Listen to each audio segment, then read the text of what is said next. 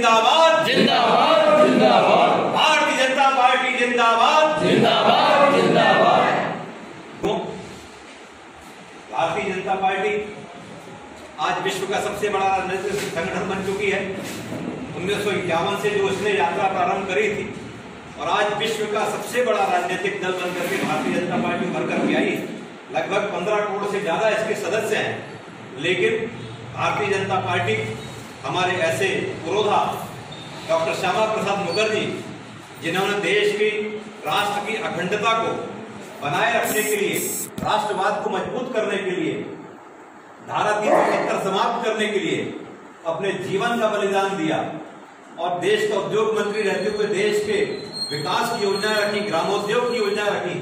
ऐसे महान व्यक्ति जिन्होंने जनसंघ की स्थापना करी थी, ऐसे महापुरुष को श्रद्धा सुमन मैं समर्पित करता हूं। और आज बहुत विशेष दिन इसलिए है कि जिस धारा 370 के लिए भारतीय जनता पार्टी, जनसंघ ने, राष्ट्रीय स्वयंसेवक संघ ने और सभी संगठनों ने अपने अपने स्तर पर देश को मजबूत करने के लिए संघर्ष किया था, उसकी परिणति आज यानी कि 5 अगस्त को हुई थी, जब संसद के दोनों सदनों में ये प्रस्ताव पास हुआ कि धारा 370 को समाप्त करना चाहिए, कश्मीर भारत का अभिन्न अंग बनेगा। तो इसलिए आज की जो बैठक है वो भी महत्वपूर्ण हो जाती है, क्योंकि आज 5 अगस्त का दिन है जिसने एक इतिहास रचा था और भारत को अखंड बनाने की दिशा में जो हमारे श्यामा प्रसाद मुखर्जी जी ने बलिदान किया था, आज उसकी परिणति है कि आज हम उसका उत्सव मना रहे हैं और हम भारतीय जनता पार्टी के सदस्य हैं। हम जनसंघ जो आगे बढ़ के भारतीय जनता पार्टी बनी है उसके सदस्य हैं।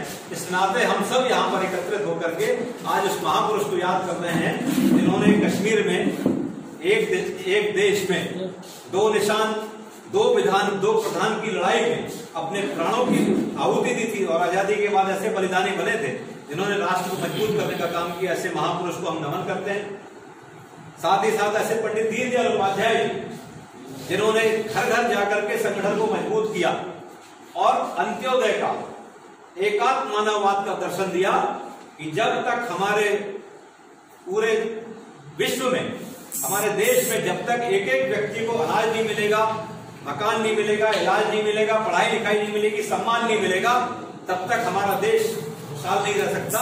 इस भावना के साथ में देश को एकजुट करने वाले, गरीब कल्याण का काम करने वाले, जिनकी प्रेरणा से आज मध्य प्रदेश की सरकार, शिवराज सिंह चौहान जी की सरकार, केंद्र में मोदी जी की सरकार पूरे गरीब कल्याण के काम कर रही है, जो कि हम जानते हैं कि भारतीय जनता पार्टी के अलावा कोई भी पार्टी ऐसा काम नहीं कर सकती। ऐसे महापुरुष को याद कर सकते हैं जिन्होंने, हमारे दीनदयाल उपाध्याय जी, जिन्होंने एकात्म मानववाद का दर्शन दिया और गरीब कल्याण की जितनी भी योजनाएं मध्य प्रदेश में पिछले 15 वर्षों से चल रही है, आज पूरे विश्व का रोल मॉडल बन चुकी है। पूरे विश्व में, भारतवर्ष में मध्य प्रदेश की योजनाओं को दूसरे पंडित दीनदयाल उपाध्याय, जिन्होंने जनसंघ का महासचिव रहे, लगातार 2 सीटों से 14 सीटें, 35 सीटें, उसके बाद आज 303 तक हम पहुंच गए संसद के अंदर। तो उसमें अगर किसी का योगदान है तो हमारे पंडित दीनदयाल उपाध्याय जी जैसे लोगों का योगदान है, जिन्होंने संगठन को मजबूत करने का काम, गढ़ने का काम किया है। आज यहाँ पर भारतीय जनता पार्टी के कार्यकर्ता होने के नाते यहाँ मंडल की जो बैठक चल रही है उसमें हम चाहते हैं कि ये सभी लोग इन बातों का प्रशिक्षण का, क्योंकि हमारी लगातार पद्धति है, उस आधार पर हम काम करते हैं। तो मैं ये कहना चाहता हूं कि ये जो बैठक, मंडल की जो बैठक हो रही, बहुत महत्वपूर्ण बैठक है और हम जो भारतीय जनता पार्टी के कार्यकर्ता हैं, भारतीय जनता पार्टी की योजनाओं को, गरीब कल्याण की योजनाओं को जन जन तक पहुंचाने का हमारा काम है। हम ये बताना चाहते हैं कि भारतीय जनता पार्टी की सरकार जब से आई है तब से पूरे प्रदेश में कल्याण के काम हुए। आज हम देख रहे हैं कि विश्व में भारत की क्या स्थिति है। पहले पाकिस्तान हमको आंख दिखाता था, हमारे सैनिकों के सिर काट के ले जाता था, कितनी विकट स्थिति होती थी कि हम संयुक्त राष्ट्र संघ में जाकर शिकायत करते थे कि पाकिस्तान ने हमारे साथ ये किया। लेकिन आज देश का वो प्रधानमंत्री है जिन्होंने पाकिस्तान को उनके घर में घुस करके मारा है। हमारे वीर सैनिकों ने जाकर के पाकिस्तान की कार्रवाई का मुंहतोड़ जवाब दिया है और बालाकोट में जाकर के उन्होंने जो कार्रवाई करी है उससे भारत का मस्तक पूरे दुनिया में उठा है। आज राष्ट्रीय, आप जानते हैं कि संयुक्त राष्ट्र की सुरक्षा परिषद की बात जब मैं करता हूं तो नेहरू जी की याद आती है कि उन्होंने चीन के लिए अपना स्थान छोड़ दिया था। जबकि भारत एक महत्वपूर्ण देश है और सुरक्षा परिषद का सदस्य होना चाहिए, ये अपने आप में गौरव की बात है। कितने लंबे वर्षों तक भारत ने संघर्ष किया लेकिन उसको स्थान प्राप्त नहीं हुआ। लेकिन भारत के यशस्वी प्रधानमंत्री मोदी जी, आप जानते हैं कि संयुक्त राष्ट्र संघ की सुरक्षा परिषद की अध्यक्षता करने जा रहा है। ये भारत है जो कि मोदी जी के पहले पाकिस्तान आंख दिखाता था, आज चीन को हम उसकी आंख में आंख डाल के जवाब दे रहे हैं। चीन को हम ये बताना चाह रहे हैं कि हमारे क्षेत्र में अगर घुसोगे तो तुमको ईंट का जवाब पत्थर से देंगे। हमारे वीर सैनिक चीन की उन पोस्ट पर जाकर के कायम है आज, जिनके बारे में कभी सोचा नहीं था। LAC के ऊपर व्यवस्थित रूप से भारतीय फौजें वहां पर खड़ी हुई है। सारा डिप्लॉयमेंट हमारा पाकिस्तान के ऊपर केंद्रित ना होकर के अब चीन का हो चुका, क्योंकि चीन हमारे लिए आसान बन चुका है। चीन को हमने वो सबक सिखाया है भारत की आर्थिक नीतियों ने कि चीन की कमर तोड़ के रख दी है। अगर हम चीनी वस्तुओं का बहिष्कार करना शुरू कर दें, जो हमने कर दिया है, और भी इसको बारीकी से अगर हम करेंगे तो चीन की आर्थिक स्थिति बहुत विकट हो जाएगी और हम आगे चल करके हमारा देश और मजबूत होगा, चाहे वो मोबाइल के उपयोग में हो, चाहे चीन की वस्तुओं का उपयोग करने में हो। क्योंकि भारत को वो नेतृत्व मिला है। जब एक समय ऐसा था जब नरेंद्र मोदी जी गुजरात के मुख्यमंत्री हुआ करते थे और अमेरिका में उनके जाने के ऊपर प्रतिबंध लगा, और आज ये दिन है कि जब अमेरिका का राष्ट्रपति 1 घंटे तक खड़ा होकर के इनका इंतजार कर रहा है और वहां की जनता पलक पावड़े बिछा करके हमारे मोदी जी का इंतजार कर रही है। आज वो भारत के लिए सम्मान का दिन है जो विश्व में भारत का सम्मान है। एक समय ऐसा था कि जब अमेरिका के एयरपोर्ट पर भारत के गृह मंत्री के कपड़े उतार करके तलाशी ली जाती थी, और आज वो सब हमको हाथ पे हाथ लेकर के भारत का जो सम्मान बढ़ा विदेशों में, भारत के पासपोर्ट का जो सम्मान बढ़ा है, भारत की नीतियों के कारण बढ़ा है कि आज भारत विश्व गुरु बनने की राह में आगे बढ़ रहा है। कोरोना का इतना बड़ा काल हुआ, पूरे विश्व में हाहाकार मचा, लेकिन वैक्सीन देने का काम अगर किसी देश ने किया है तो भारत ने अमेरिका को देने का वैक्सीन देने का इंतजाम किया है, और वहां के लोगों के इलाज के लिए भारत की बनी हुई वैक्सीन वहां जा रही है। एक समय ऐसा था जब हम देखते थे कि पोलियो की वैक्सीन आने में कितने वर्ष लग गए, 40 वर्ष हमको देखना पड़ा, इंतजार करना पड़ा कि भारत में पोलियो की वैक्सीन बनेगी। और आज वो दिन है कि भारत से ब्राजील में, अर्जेंटीना में, अमेरिका में, इंग्लैंड में जहां भी जरूरत पड़ रही है तो कोरोना की हम दवाई भी दे रहे हैं और कोरोना की वैक्सीन भी दे रहे हैं, और भारत सबके आगे बढ़ करके निरंतर काम कर रहा है। ये अपने आप में एक बहुत बड़े हम सबके लिए गौरव की बात है। हम देखते हैं कि आज हमारे यशस्वी प्रधानमंत्री मोदी जी ने किसान कल्याण के लिए कितनी योजनाएं बनाई। आपने देखा कि खाद की जो कीमत थी, जो सब्सिडी थी, वो सारी चीजों पे कितनी कालाबाजारी होती थी। यूरिया के लिए लाइन लगती थी, यूरिया के ट्रेन में, ट्रकों में चोरी करने का लोग प्रयास करते थे कि कैसे भी करके किसान के खेत में यूरिया पहुंचे। लेकिन आज की स्थिति हमारी बहुत अलग स्थिति है।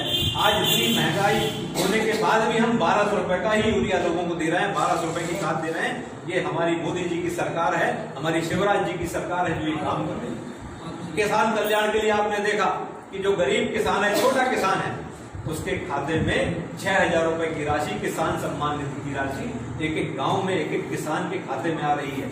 उस 6000 की राशि का उससे महत्व समझिए। 4000 रुपए हमारे मुख्यमंत्री शिवराज सिंह चौहान जी ने इसमें जोड़ दिया।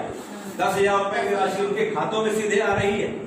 कितनी बड़ी बात है, क्योंकि हम जानते हैं कि कितना बड़ा भ्रष्टाचार होता था देश में। एक प्रधानमंत्री थे जो कहते थे कि हम 1 रुपए भेजते हैं तो 15 पैसा वहां पहुंचता है। लेकिन ये हमारे मोदी जी हैं जिन्होंने 43 करोड़ लोगों के जनधन खाते खुलवाए। चाहे वो मनरेगा का पैसा हो, चाहे विधवा पेंशन का पैसा हो, चाहे वो खाद्यान्न की सब्सिडी का पैसा हो, चाहे वो किसान का बेचा हुआ अनाज का समर्थन मूल्य का पैसा हो, वो सीधा का सीधा उसके खाते में जमा हो रहा है। ये अपने आप में एक बहुत बड़ी बात है कि भ्रष्टाचार 100% खत्म किया, क्योंकि एक बटन दबाते हैं और सारे किसानों के खातों में पैसा आ जाता है। ऐसा कभी आपने कल्पना नहीं करी होगी कि एक साथ एक समय में देश भर के किसानों में हजारों करोड़ रुपए आ जाए। स्वनिधि योजना बनाई उन्होंने कोरोना काल में। जो हमारे हॉकर्स हैं, जो छोटे दुकानदार हैं, ठेले वाले हैं, उनके लिए योजना बनाई 10,000 रुपए की राशि। केंद्र सरकार ने स्वनिधि योजना बनाई। मध्य प्रदेश की सरकार ने ग्रामीण क्षेत्रों के लिए भी स्वनिधि योजना बनाई कि 10,000 का लोन लेंगे, आप चुका देंगे तो 20,000 मिलेगा, 20,000 का लोन चुका देंगे तो 50,000 का लोन मिलेगा। और आप इस तरह से निरंतर अपना व्यापार बढ़ाते जाएं तो एक छोटे से छोटे व्यक्ति की चिंता करने का काम अगर किया है तो हमारी भाजपा की सरकार ने किया है, भारतीय जनता पार्टी की सरकार ने किया है। आपने देखा कि समर्थन मूल्य कितना हुआ करता था मूंग का, उड़द का। आज मूंग उड़द की खरीदी का समय बढ़ा दिया। लोग 3-3 फसल लेने की बात कर रहे हैं। आत्मनिर्भर गांव की बात कर रहे हैं कि गांव का किसान आत्मनिर्भर होगा, वो अपने आप में साधन संपन्न होगा, क्योंकि किसान को खेती करके जो सम्मान मिलता है वो शायद ही किसी चीज से मिलता है। क्योंकि लगातार हम देखते हैं कि खेती की हमारे देश में आजादी के बाद उपेक्षा हुई है, खेती का रकबा कम हुआ है और खेती का ध्यान नहीं दिया जाता था। किसान का बेटा कभी ये नहीं मानता था कि उसका बेटा किसान बने, वो ये चाहता था बड़े लाइनमैन की नौकरी कर ले, बाबू की नौकरी कर ले, चपरासी की नौकरी कर ले, लेकिन किसानी ना करे। लेकिन मोदी जी ने वो काम किया है, शिवराज जी ने वो काम किया है कि खेती को हम लाभ का धंधा बनाएंगे, किसान क्या है दुगनी करेंगे, गांव को आत्मनिर्भर बनाएंगे। उसके लिए गांव गांव में खेत खेत में जो योजनाएं होंगी उनका क्रियान्वयन होगा व्यवस्थित रूप से। और आज गेहूं का एक एक दाना खरीदा, कोरोना काल आया, आपने देखा कि पूरे देश में हाहाकार मचा था, सारे बाजार दुकानें मकान सब बंद थे, लोग घरों में बंद थे, लेकिन खेती की गतिविधि को चलाने के लिए सरकार ने लगातार मदद करी, सरकार ने लगातार काम किया। एक एक किसान का एक एक दाना खरीदा हमारे शिवराज सिंह चौहान जी ने, और मिनिमम सपोर्ट प्राइस पर सबको वो राशि दे करके किसान को लाभ देने का काम किया है, तो हमारी भारतीय जनता पार्टी की सरकार ने किया है। आज कोई भी किसान ये नहीं कह सकता है कि उसका अनाज मंडियों में सही कीमत पर बिक रहा कि नहीं बिक रहा, क्योंकि जो भी अनाज आता है वो व्यवस्थित रूप से सरकार